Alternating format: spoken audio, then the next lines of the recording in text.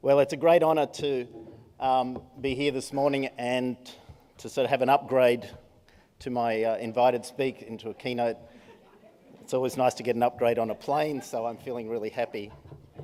It's a little bit like if you've seen the exotic Marigold Hotel, it's a little bit like turning left when you get into the plane. So, some of you know that. What I'm going to talk about this morning and present some ideas that, as Jan said, are not ideas that have just come to me recently, but really have been evolving and stirring and churning over the past 34 years, believe it or not. And one of the interesting things is that I've found is that when you talk about your ideas, you find a lot of people who say, oh yes, that's what I do, and they're nice ideas.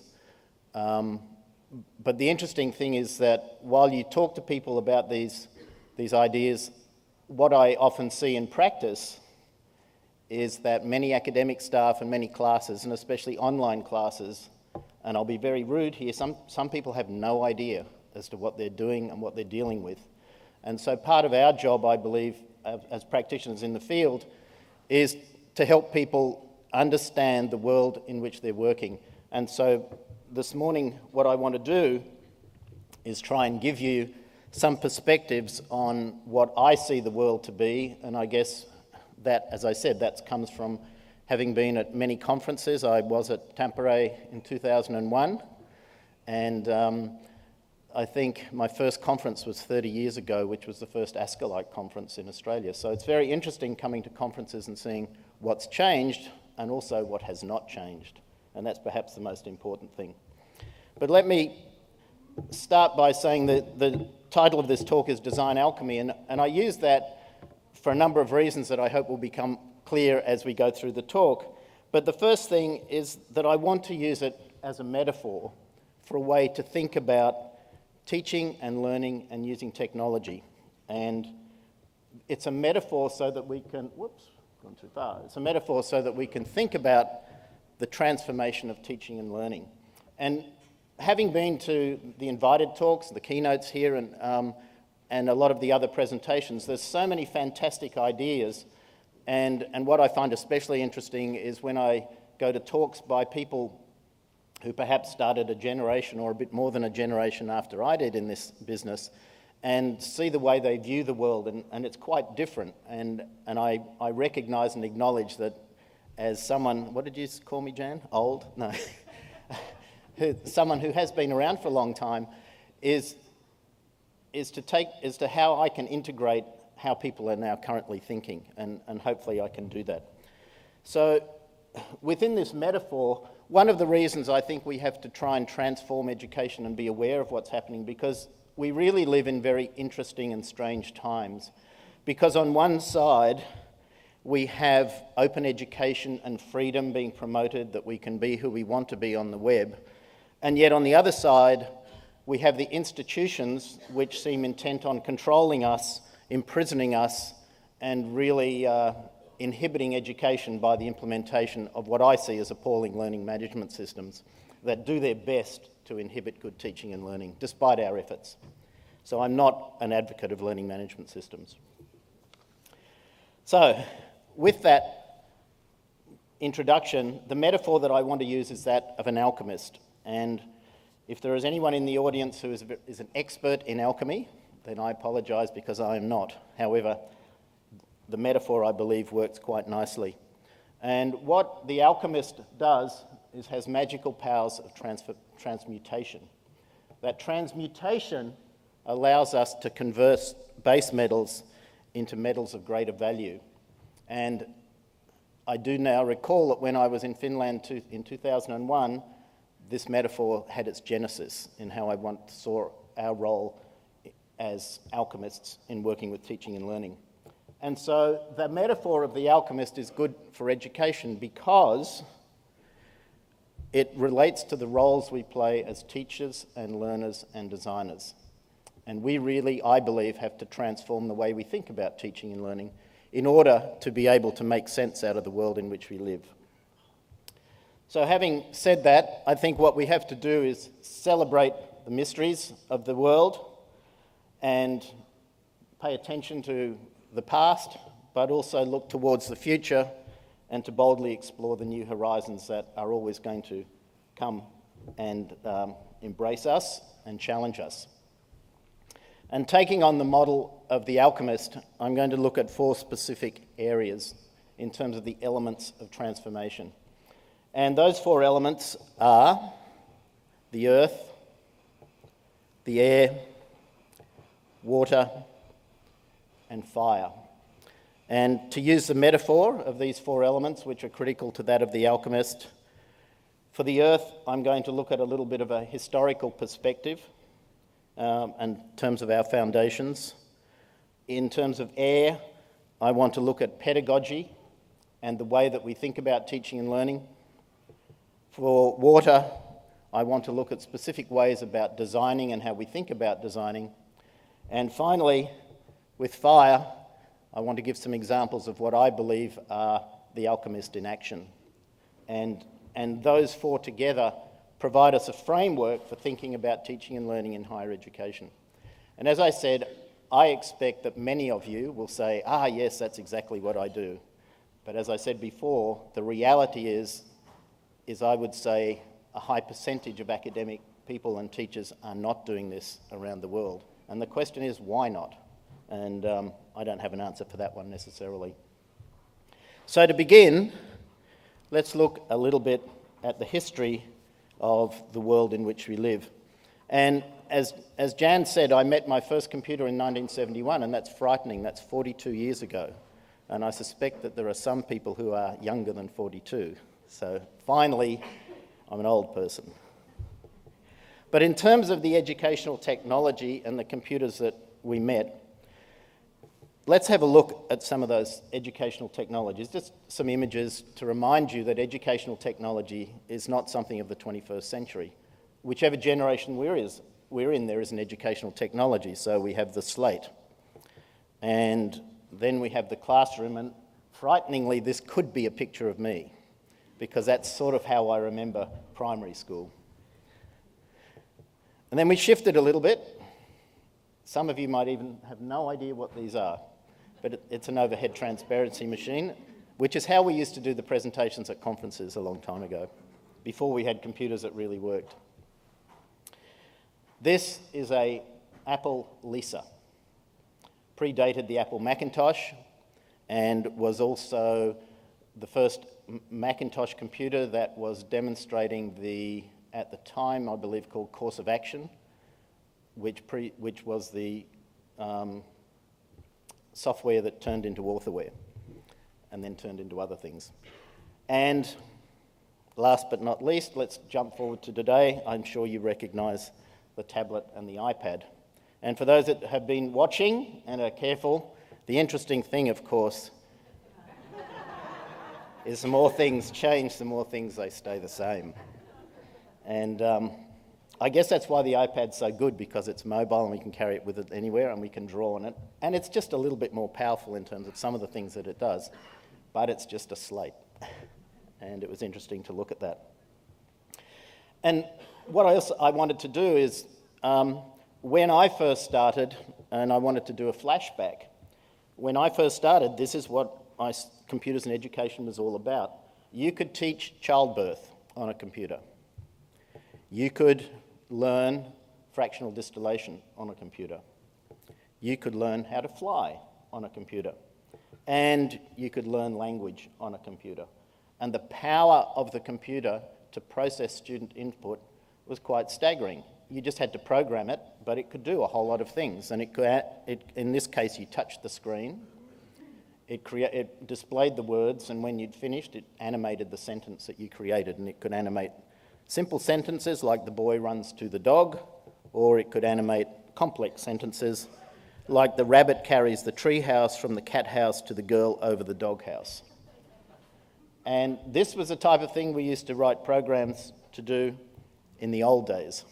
And one of the sad things is, for me, is we seem to have lost that capacity to use the power of the computer to engage the student with some of the things. Now, I know there are always going to be fantastic instances of the work that you're doing.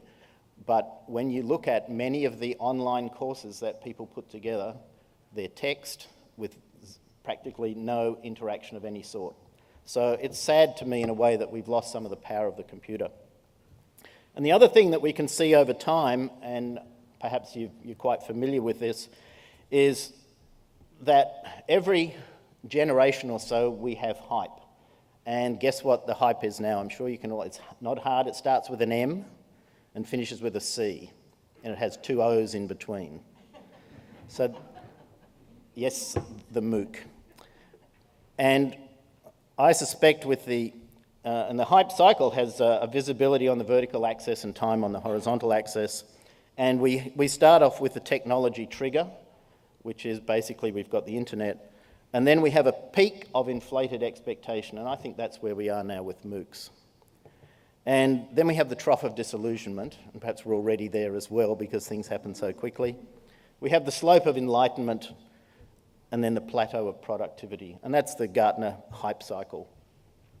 What I have found over my years, and again, sometimes those long years, is that when you start looking at over time, when I began, this was in the 1960s, and I didn't quite begin then, but it was programmed instruction.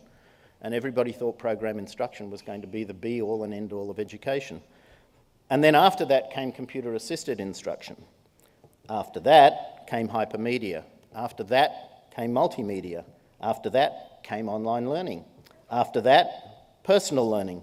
And I'm predicting that perhaps we will have open learning in the future. I'm not sure. But all I can predict, and I hope I'm right in that prediction, is that there will be something that will replace MOOCs very shortly that will be considered even better than MOOCs. And we'll just have to wait and see what that is. And the other thing that's gone along with that at the same time, and I'm sorry, these may not be clear, they're not really designed to be, they're just designed to make a representation. But over those years, we've had significant lots of publications which have told us how to do all of these things.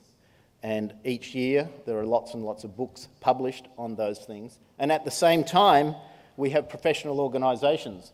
And the precursor of not AACE, but AECT, was the National Education Association, which in 1923 created the Division of Visual Instruction. So it's not like having conferences to do with educational technology are particularly new.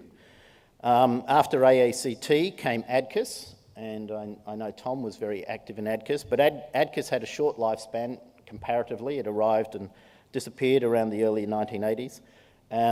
We then have AACE, and in Australia we have an organisation such as Ascolite. So what I want to show by that is that we've got incredible support, we've got incredible publications, we've also got incredible hype, continuing and continuing. And what I see with this hype is almost with each new generation of technology, there are a new generation of advocates who think that the technology, because the technology is new, it means that the pedagogy must also be unknown and therefore they have to recreate it. And my view of the world is basically that we have very strong foundations of how to work in our field. It's just sad that for some reason they haven't been ingrained in the academy as well as they might be. And just as an example of that, you'll be familiar with the phrase old wine in new bottles. This is what, are you going to appear? Where are you? This is what I got through the email yesterday, 2013. MOOCs are catalysing institutions to rethink the rules of higher education. Large-scale online learning is reshaping pedagogy, delivering systems, business models, and credentialing, challenging what it means to be a university. And frankly, what I see is that we are, like everywhere else, subject to advertising. And I see this as largely advertising so that people can sell you systems. It's not about pedagogy. And that's, the older you get, the more you think about conspiracy theories. So this is my conspiracy theories. But one of the other reasons about that is if you go back to 1983, so it's 30 years ago, the Plato system was also changing how the world learns. It's a new mainframe technology serving up to 1,000 simultaneous learners. and that was 2 decades before the World Wide Web appeared. Plato pioneered online forums, message boards, email, chat rooms, instant messaging, remote screen sharing, multiplayer games, and in effect was the world's first online community. So for those of us that have been around for some time, what happens is that we see the same thing appearing again and again with a new technology and a new marketing. And I just wish I'd kept the brochures from all those years ago advertising the products, because I'm sure that all you need to do is change the names and the words would stay exactly the same about what educational technology can do. So in a way, I often see old wine in new bottles, but I have to also acknowledge that we do have very strong foundations in our field. And those foundations you'll be quite familiar with. We have very strong theories about how people learn. We have very strong theories about how you can go about design. And of course, design is not just the realm of the educators, it's also the realm of the architects and creative people. We have instructional theory, and I was talking to a colleague here today about whether or not they might secure the services of an instructional designer. And for those of you that know me, I have argued for a long time that we do not need instructional designers. And Tom will remember that I think in the late 1990s, we actually put instructional design on trial. It was found guilty and sentenced to 10 years drill and practice.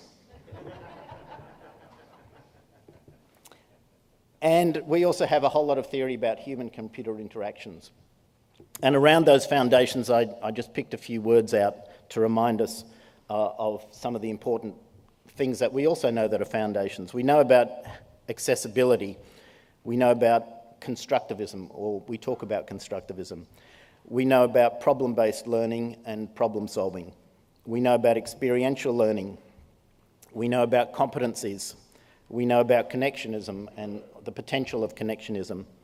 We know about assessment, and we know about standards, and standards certainly are very important in today's environment. So that's the foundations that I have in terms of the field of study of educational multimedia, educational media, educational technology. And the question I guess I have is that with the technology that we have, ranging from the slate through to the iPad, with all our research and professional support, and with the theoretical foundations that we have, the question is, are these enough, and how are these catalysts for alchemy? And so we have this great framework, so what do I do with them? And in the next part of the talk, what I want to do is explain to you how I like to work with those things. So the second one is to look at a pedagogy. And to start this one, I want to ask you a question. I don't need answers, but you might like to think about it. And the question is, do you have a pedagogy? What is your pedagogy? Do you know what pedagogy is? And I remember when I first heard the word, I had no clue what it was, and now I seem to be able to use it ad nauseum. But basically, I look at it at the art of teaching and learning. And the question about what is your pedagogy is really important because it will inform how you embrace the world in which we live and how you think about technology, what you think technology is, and how you're going to use it. And specifically, because this is the world in which we live at the moment, the question is, what is an online pedagogy? And how can we cater for online, blended learning and distance and flexible modes of delivery? And what do those modes mean? And do they mean, and the question that I'm now asking is, do we actually need to have a specific online pedagogy, or is an understanding of teaching and learning enough? And that's my question. And to move on, if this button will work, I like to put up this diagram, which I used to use as an overhead transparency, but it just reminds me of what my pedagogy is, in a way, and my pedagogy is not to sit in front of the computer to learn about everything, because we have an amazing world outside, and for those of you that were here just before the beginning, you would have seen a short video of the recent annular solar eclipse that took place across Australia in May. and we had a time lapse of that. And it just reminds us that we have an incredibly beautiful world out there, and I have conflict as to how much time I should spend on the net, telling the net who I am, and not getting outside, because it's a really amazing world out there. So we need to think about our pedagogy. But let me now get into my pedagogy and how I like to think about it, and I guess we're getting down to some details here. And I put the word online in brackets because I'm unsure, as I said, whether we actually need a separate pedagogy for online, or whether tech, and one of the reasons for that is because technology now is so much part of our lives that we perhaps don't have to differentiate it and just think about teaching and learning, knowing that we have technology there to support us in many ways. So the first thing about my pedagogy is that it is learner-centered. And there is lots of debate about a student-centered versus teacher-centered, but there is certainly a tendency now for people to move towards a learner-centered approach. And within that learner-centered approach, there are 5 elements that I consider really important. The first one is that the student needs to be active. And again, this is a reflection of what I see is so many passive students. We create these online learnings that are supposed to be full of community and collaboration and interaction, and there isn't any. So we need to be active. We also need to recognise that the learner lives in their own particular context, and we have to take account of that. The third one is that my pedagogy revolves around the students solving problems and working on problems. The fourth one is that it's a social world, that we need to be working with people and learning from people is very important. And finally, and I'll explain this if you're not familiar with the term, my pedagogy is emergent. And that to me is one of the critical things that perhaps the technology has enabled, which it didn't enable before. So let's do a little bit of analysis of each of those. And the first one is that we need to be active. And if we look at a teaching and learning space or a learning space, we can conceptualize that as being full of interactions between the various entities that are part of a teaching and learning environment. So it's interactions between the resources, the artifacts, and the people that are there. And how I see this is that a critical part of the interaction is we actually create something, that we create an artifact as a result of those interactions. And that's just a little different, because what happens, people often think, I'm the teacher and I have to teach you something. I see it far more as you're the learner and I need you to create something. So it's a different slant on that. And as I said, I'm sure many of you do this right now. But it sees learners as creators and learners as producers, that they are actively doing something. The second element is that it's contextual. And by contextual, it means it's all about me, that the teaching and learning environment makes sense to who I am in my space. And the way that we can do that is that we recognise that each individual learner will come from a certain cultural perspective. Now, culture does not mean Australian versus Canadian versus American versus Japanese. Culture means Sydney versus Melbourne. Culture means Eastern Suburbs Sydney versus North Shore Sydney. Culture means Northern Beaches Sydney versus Lower North Shore Sydney. Culture is very complex. Contextual is also about the fact that students will have a different worldview. Not all our students will have the same way of thinking about the world in which they live. Students will also put their own meaning on things and will want to learn for a particular reason. The students will also have their own reality. And finally, they will be in a particular situation.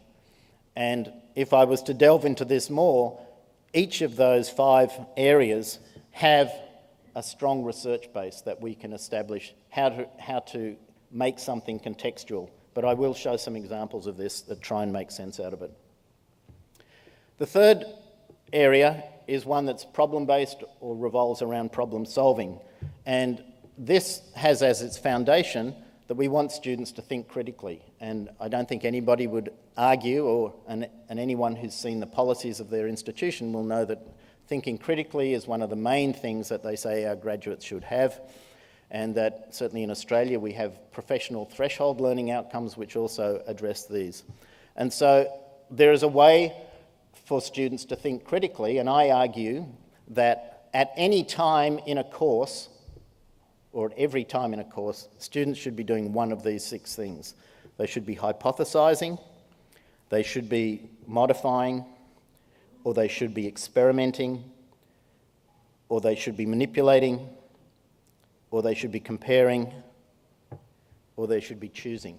Sorry, I'll just go back. So those 6 aspects really enable critical thinking. And I have a philosophy that I don't need to teach my students to critically think. My philosophy is if I keep my students active doing some of these things, they will, by default, have to think critically in order to complete whatever activities we've established for them. The 4th area is being social, and no one, I don't think, would disagree with this, and it seems, it's a predominant theme in many conferences and in our universities. We want to establish communities of practice, we want to be collaborative. So social is very important, and the way that I see social is that we have a series of collaborative roles, and that 5 of these we could see. There is a role of a teacher, there's a role of a writer, there's a role of a learner, there's a role of a builder, and there's a role of a designer. And each of these interact within the learning space to enable us to have a social experience. And it also doesn't privilege one person over another. It has a philosophy of allowing anyone in a learning space to take on any of these roles, depending on their experience and their context. And finally, out of those 5, we have the notion of emergence, or being emergent. And this has 5 steps. And it comes, very interestingly, from a book by Johnson that talks about slime molds and ants and the way that they work together to produce the most amazing structures. And so one of the things that I try and do is say, well, how can I have my students work together to produce amazing structures? To do that, we have to start from a local perspective, we have to work from a bottom-up perspective, and we rely on the interactions between our students to generate knowledge. And one of the important things about emergence that I see is that the classroom environment is all about students generating knowledge, not regurgitating knowledge. And so what that does is it shifts for many people how they have to think about teaching and learning. Because, and I will show you later, often people start from what I believe is the wrong premise. So with those 5, we have what I call an online pedagogy. And what I want to do is give a little example how it's not hard to integrate that. And when you see that, I suspect many of you will say, but I do that, so that's great. You have a fantastic pedagogy. If we look at a possible activity that we could set up, and the OLT there is the Australian Office of Learning and Teaching, just in case you're wondering. And I'm just going to do a little flip here and highlight some aspects of those. And once you highlight those, you can see in this example that there's an activity that the students have to create something. They have to, in this case, develop a substantiated evidence-based response. That it is contextual. They have to use their own workplace. It's problem-based in that all courses with online learning were considered pedagogically deficient, so there is a problem. It's emergent because we want ideas that challenge existing practices, and it's social in that you're working collaboratively. So that it's possible to create an activity that is not all that complex, and I'm sure reflects many of the activities that you set up, that integrates each of these elements of the pedagogy. And so for me, the online pedagogy, which I have there, which is learner-centered and revolves around those 5 elements, can be expressed as a nice if-then statement, which shows my heritage as a computer programmer a long, long time ago. But if we want to transform teaching and learning, I argue, then we must adopt a pedagogy that is active, contextual, problem-based, social, and emergent. And in that way, we will take advantage of the environments in which we're living and the world in which we live. So that's pedagogy. And if we go back to my elements of transformation, you can see, for those of you that like following the bouncing ball, that I've now covered 2 of the 4 areas that I want to talk about. And the third one is design. And I don't believe we can design unless we've got a pedagogy, so that's why the pedagogy comes first. And so with that pedagogy, the question is, how can we then create transformative experiences? And the answer to that, for many people, is you have to think differently, you have to think out of the box. However, and there is always a however, and I have to give us a reality check, and this is a reality check that is very pertinent to Australia, is that we have a whole lot of design drivers. And 2 of those drivers are the Tertiary Education Quality and Standards Agency and also the Australian Qualifications Framework. And these are very particular because they do give us, fortunately or unfortunately in some cases, an external framework in which to work. But what is also interesting is that these frameworks are now starting to align with a particular set of frameworks that have been established. So, for example, Jonathan Bigg's constructive alignment, the Diana Laurelard's teaching patterns. It aligns with some of the work that I've published, and it also aligns with Wiggins and McTeague's understanding by design or backwards design. And it's important to highlight these because they emphasise a particular way of thinking which is current to our times. And I think, as I've tried to say, things are going to change and we're going to have different drivers and different forces that are going to impact on how we can do things.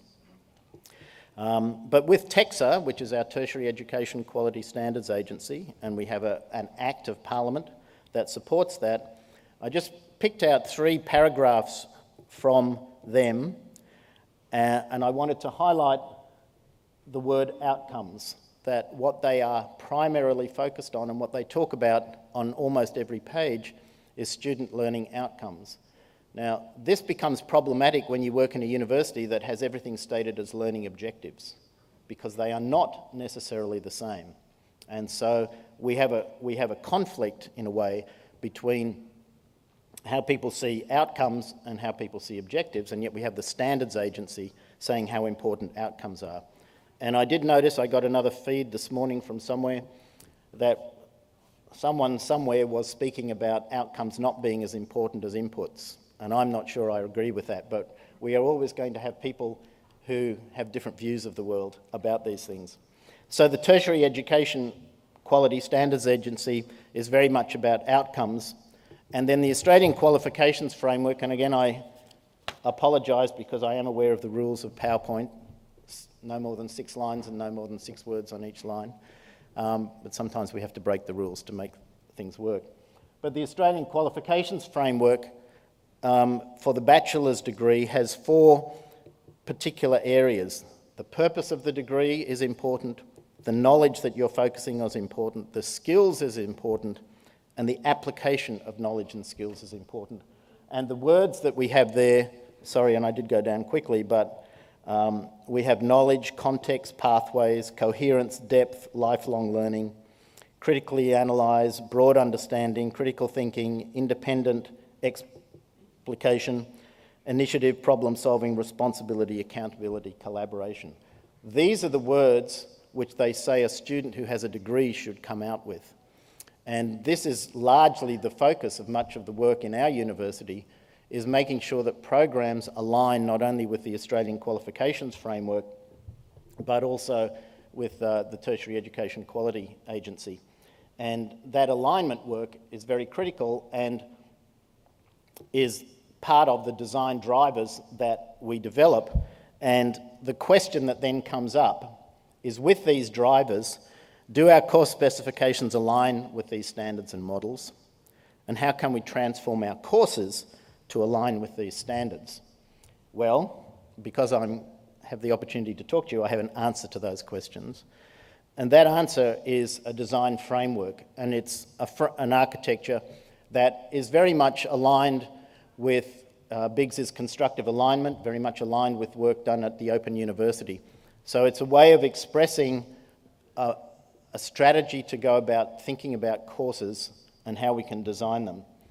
And let's have a look at this. The way this design architecture works is the very first thing that you do is say, what knowledge and skills will a student be able to apply when they complete this course? So that's the first thing that we do. The second thing we do is, knowing that, I can define a set of learning outcomes. Once I know my learning outcomes, I'm in a position to define my assessments. Once I know what my assessments are, I'm in a position to define the learning activities. And once I've defined my learning activities, I'm able to then define what resources I need to complete those activities. With those resources, I can then complete my learning activities. With my learning activities, I then go back, and the result of my activities are the assessment items.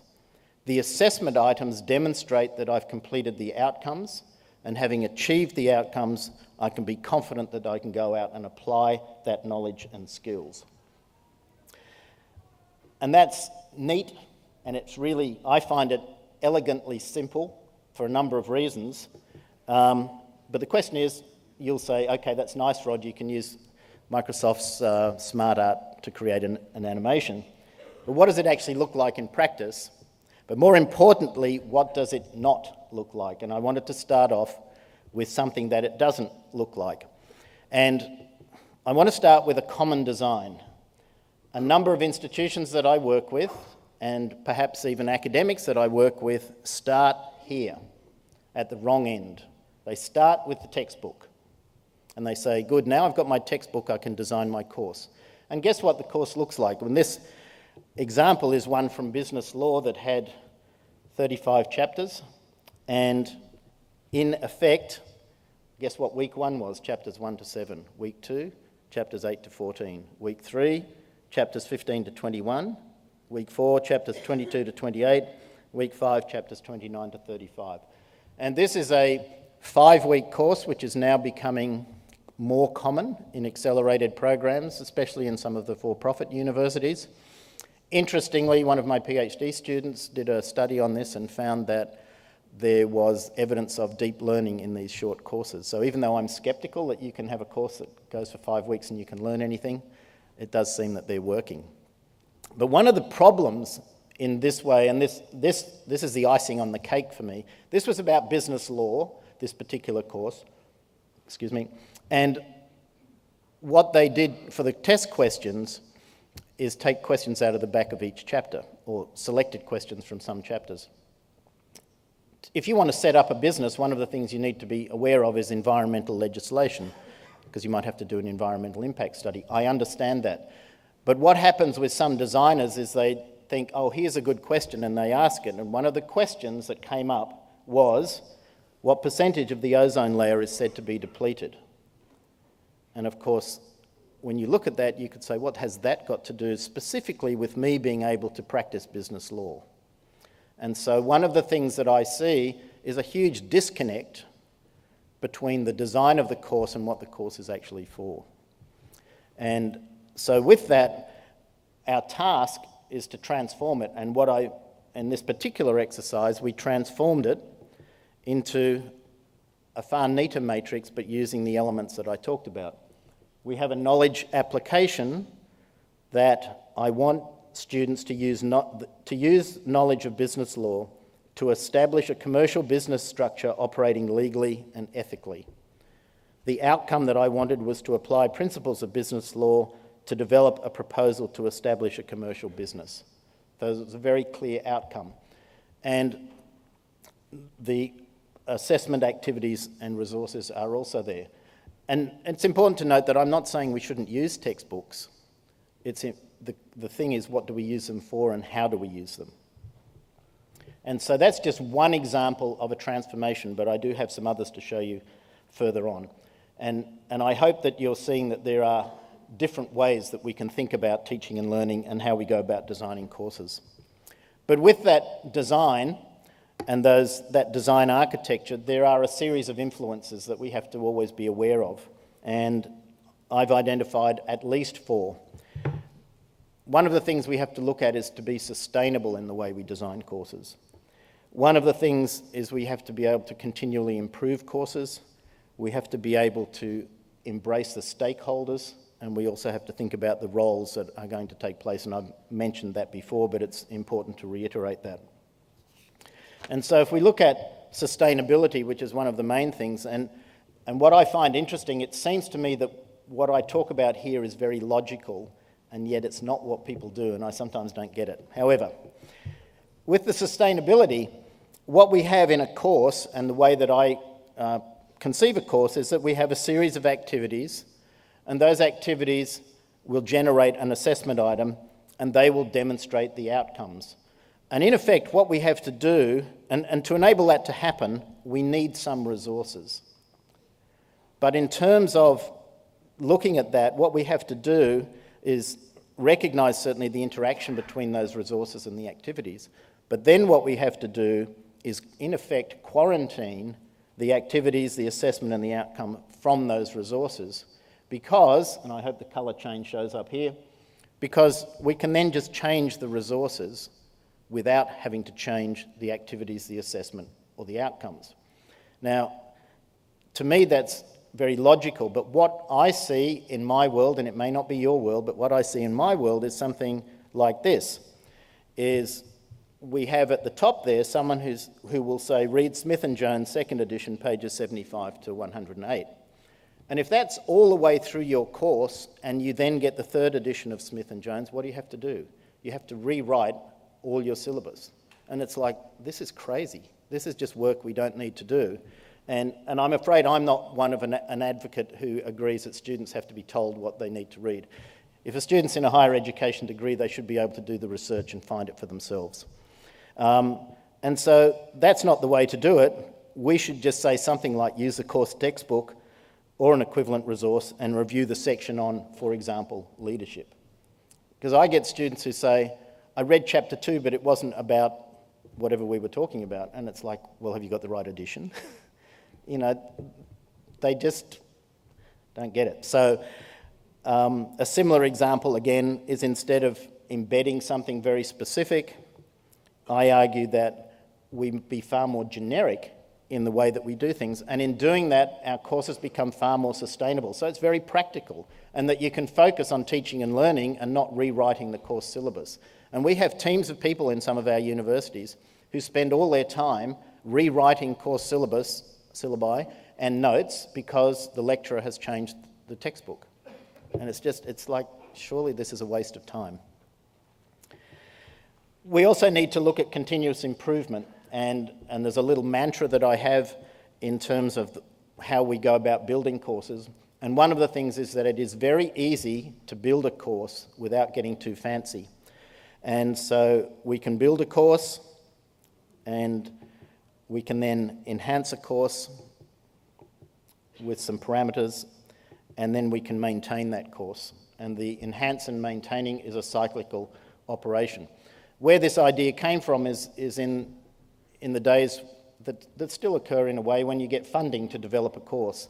And the idea is that you get a certain amount of money and then you can develop a course completely. But you all know that a course is a living thing, that it needs to be continuously changed and improved and enhanced. And so recognising that you can build a very strong course without having it full of bells and whistles is a really important thing. And so continuous improvement is a critical element. And we also need to include our stakeholders in our design, and I'll just go through these quickly.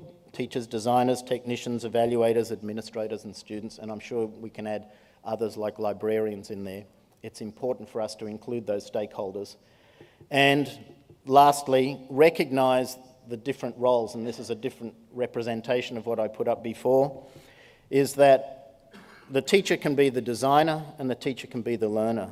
The learner can be the teacher and the learner can be the designer. The designer can be the teacher and the designer can be the learner. so that we have to conceptualize that people within a class don't have to be just students and teachers. They can be all of these, they can take on all of these roles. So with those four elements, my design architecture that I propose is knowledge application, learning outcomes, assessment, learning activities, and resources. The resources feed into the activities into the assessment, and the outcomes demonstrate the knowledge application. And again, going back to my programming example, what I have is if we want to transform teaching and learning, then we must adopt a design architecture that is outcomes-based, is sustainable, continuously improves, includes the stakeholders, and blurs the roles between the various participants. And so the two areas that I've talked about specifically are a pedagogy and a design architecture. And so the last element to look at is how they all go together. What does that look like? And I've got a number of examples. And in terms of what I say being an alchemist, often can work at a program level, and so for us that's a whole course like a master's degree or a bachelor's degree. It can work at the individual course level.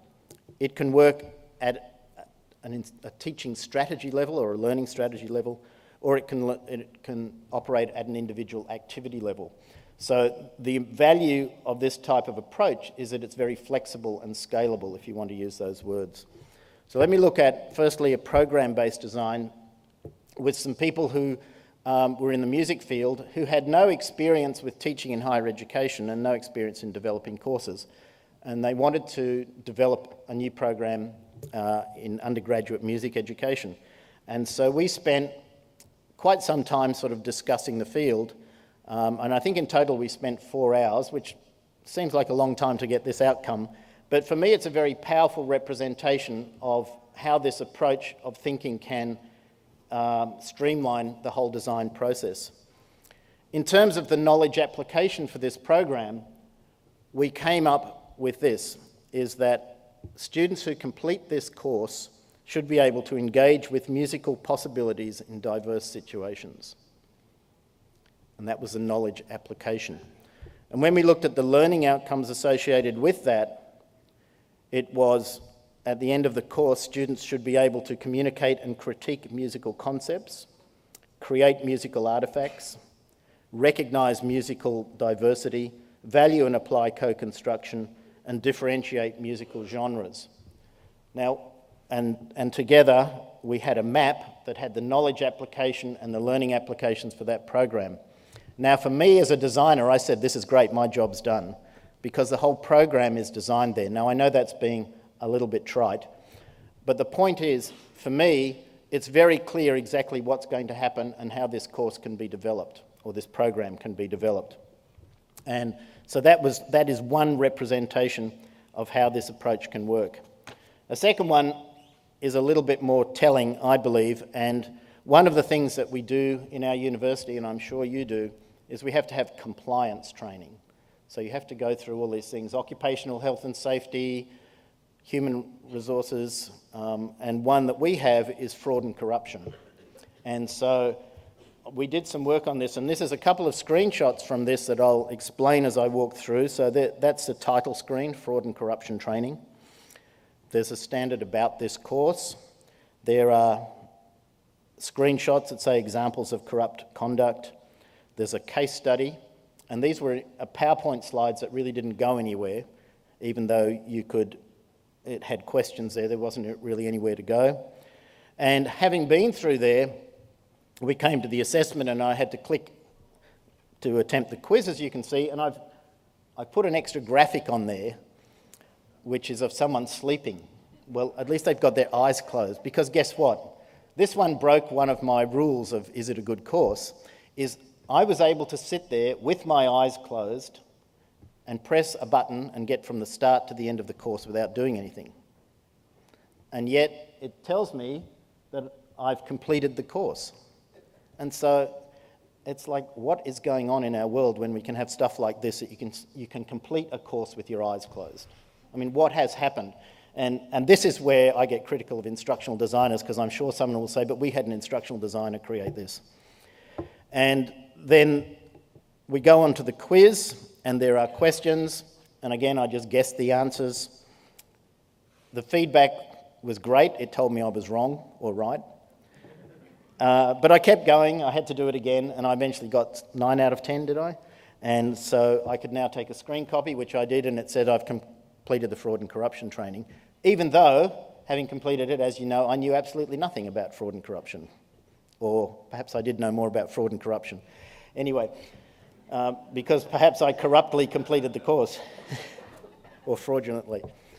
So what we had the opportunity to do was revisit this, and I think this illustrates a different way of thinking, because this is a very common way of thinking about what education and training is about. So we go after.